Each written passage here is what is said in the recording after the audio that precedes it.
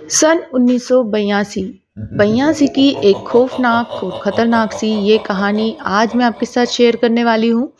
कैसे एक खूबसूरत लड़की का शिकार किया इस जिन ने और उसे अपने वश में किया। काफ़ी ख़तरनाक और काफ़ी डरावनी सी ये कहानी आज मैं आपको बताती हूँ। तो 1982 में ये घटना हुई थी, जिसे काफ़ी चर्चित माना गया था। पर आज मैं आपको पूरी डिटेल में समझाती हूँ। तो शहनाज नाम की इस लड़की की एक दर्दनाक सी कहानी। शहनाज की शादी हुई थी 1982 में। अपने ससुराल राजगढ़ में आई थी ये लड़की। तो राजगढ़ में काफ़ी अच्छी फैमिली में ये शादी करके आई थी। काफ़ी अच्छी सी एक हवेली टाइप की इसका जो घर था, काफ़ी बड़ा घर था। परिवार ने कम जानकारी निकालते हुए इसकी शादी जल्दी से जल्दी कर दी थी। अब जो शहनाज थी वो काफ़ी ज़्यादा खूबसूरत थी, तो इसका जो निकाह था वो हो चुका था अब्दुल के साथ। तो अब्दुल और शहनाज की शादी को करीबन 1 महीना हो गया था। अब ये अपने घर, जहाँ पर ये लोग राजगढ़ में आ गए थे। परिवार में जॉइंट फैमिली थी, तो इसके जो परिवार के सदस्य थे करीबन 12 लोग इसके घर में रहते थे। 2 बड़े जेठ जेठानी, देवर एक और इसकी एक सास, और साथ ही एक नौकरानी जो काफ़ी पुरानी थी, जो इसके घर में जो थी वो रहती थी। वो भी काफ़ी ज़्यादा पुरानी थी, मीन्स के 65-70 साल की एज थी उनकी, और वो भी वहीं पर रहती थी। तो जो शहनाज थी, शहनाज काफ़ी समझदार और काफ़ी इंटेलिजेंट थी। एक अच्छी लड़की थी, मीन्स के काफ़ी ज़्यादा अच्छी थी। अब जो शहनाज थी वो अपने परिवार में घुलने मिलने लगी थी, पर अभी भी ये लोग इसे कुछ छुपा रहे थे। इन लोगों ने इसे कुछ भी नहीं बताया था, और परिवार में ज़्यादा जानकारी भी इसके पेरेंट्स ने नहीं निकाली थी, क्योंकि काफ़ी रिच फैमिली से थे लोग, रिश्ता आगे से आया था। तो इन्होंने इतनी जानकारी नहीं निकालते हुए शहनाज की शादी अब्दुल से कर दी थी। अब अब्दुल काफ़ी समझदार और काफ़ी इंटेलिजेंट था, पर हाँ, वो बाहर नौकरी करता था। उस सिलसिले में वो 1 महीने बाद अपनी नौकरी के लिए शहर चला जाता है, और चला जाता है तो उसके बाद शहनाज जो रहती है वो अकेली हो जाती है। मीन्स के परिवार में नहीं, पर कमरे में वो अकेली रहती है, तो उसे थोड़ा सूनापन लगता है। तो रात में एक दिन सोई कमरे में, उसके बाद उसे काफ़ी डरावनी सी आवाज़ आई, एक भयंकर सी आवाज़, जिसे सुनकर शहनाज सीधी कमरे से बाहर निकलती है। घर में काफ़ी समय तक वो चीज़ों को ढूंढती है, पर उसे वो आवाज़ समझ में नहीं आती है, और उसे ढूंढते ढूंढते वो बाहर चली जाती है। अब बाहर उसके काफ़ी बड़ा ग्राउंड था, जो उन्हीं की ज़मीन पर था। मीन्स के वो ज़मीन पूरी बाउंड्री से बंधी हुई थी। उसके सामने एक कमरा था, वो कमरा हमेशा बंद रहता था। शहनाज ने सोचा कि ये कमरा क्यों बंद रहता है, इसके लिए मैं एक बार देख लेती हूँ, कभी इसमें कुछ है तो नहीं। वो वहाँ तक जाती है उस कमरे में, और कमरे की जो गेट था उस पर काफ़ी बड़ा ताला लगा था, और ताले के ऊपर काफ़ी सारे धागे बंधे हुए थे। वो समझ जाती है कि कुछ तो गड़बड़ है, पर वो इस चीज़ के लिए अट्रैक्ट होती है। मीन्स कि ये दरवाज़ा खुले, उसका माइंड जो रहता है उस चीज़ के लिए वो सेट करता है। कुछ तो था उसके अंदर जो उसे वहाँ पर ले जा रहा था। अब उसकी जो आया थी वो वहाँ से उसे शहनाज को खिड़की में से देखते हुए भागती है, एकदम ज़्यादा तेज़ी से चिल्लाती हुई दौड़ती है, और वहाँ पर आकर उसे दरवाज़ा खोलने के लिए मना करती है। वो डरती हुई अब कमरे में चली जाती है।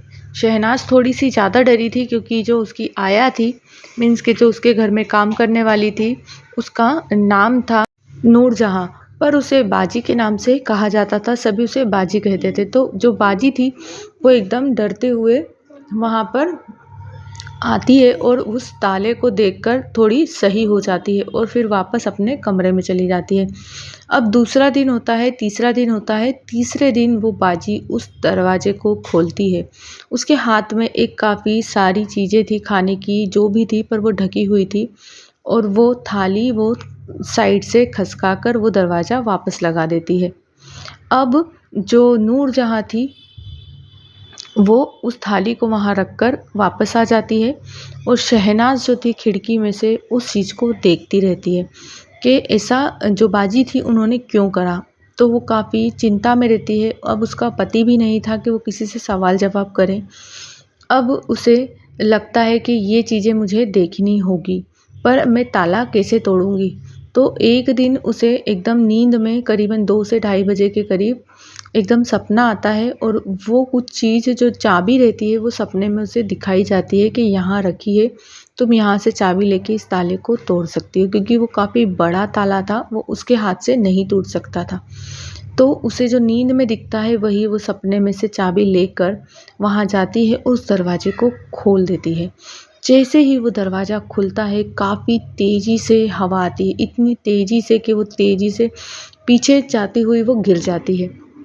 फिर भी वो घबराती हुई उठती है और अंदर जाती है। अंदर जाते ही उसे खूब तेज़ी से हँसने की आवाज़ आती है। ये आवाज़ वही थी जो 2-3 दिन पहले उसे सुनाई दी थी। अब वो थोड़ी देर के लिए तो घबराती है, क्योंकि उसे सामने जिन दिखता है। जिन दिखता है जिसे सफ़ेद-सफ़ेद सा पूरा फेस है, बॉडी है और काफ़ी तेज़ी से हँस रहा है, नीली-नीली आँखें चमक रही है।